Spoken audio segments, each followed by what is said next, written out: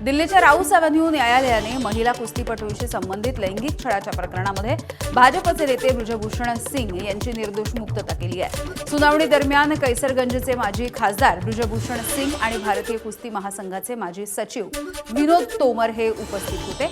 न्यायालयाच्या बंद खोलीमध्ये या सगळ्या प्रकरणाची सुनावणी पार पडली आहे। माध्यमांना कोर्टामध्ये प्रवेश नव्हता, त्यामुळे सुनावणीच्या नंतर ब्रिजभूषण यांच्या वकिलांनी पत्रकारांशी बोलत असताना ही सन्मानपूर्वक मुक्तता आहे असं सांगितलं।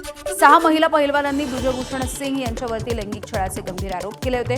त्यांच्या तक्रारीच्या नंतर दिल्ली पोलिसांनी एफआयआर नोंदवलेला होता।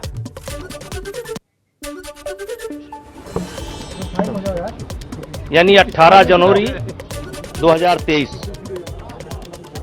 को आप लोग यहाँ पर मौजूद थे और तब मैंने कहा था कि ये एक साजिश है, षड्यंत्र है और अगर मेरे ऊपर कोई आरोप सही पाया जाएगा तो मैं स्वतः फांसी पर लटक जाऊंगा।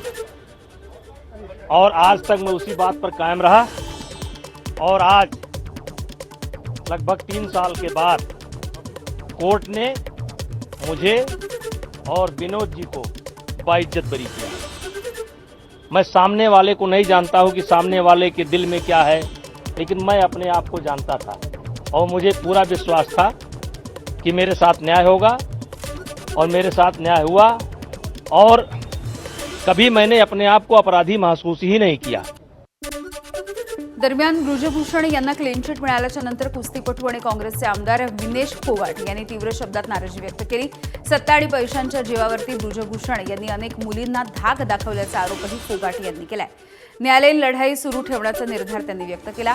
हायकोर्टामध्ये धाव घेण्याचा निर्धारही महिला कुस्तीपटूंनी घेतलेला आहे। कर्नाटकमधल्या काँग्रेस सरकारने मंत्रिमंडळ विस्ताराच्या दिशेने मोठं पाऊल उचललंय। एआयसीसीचे सरचिटणीस केसी वेणुगोपाल यांनी मुख्यमंत्री डीके शिवकुमार यांना पत्र पाठवून काँग्रेस अध्यक्षांच्या मंजुरीची माहिती दिली। यामध्ये 20 नवीन नेत्यांना मंत्रिपद मिळालेलं आहे। यादीमध्ये BZ जमीर अहमद खान, मधु मंगारप्पा, संतोष लाड यांच्यासह लक्ष्मण सौदी यांचा देखील समावेश आहे।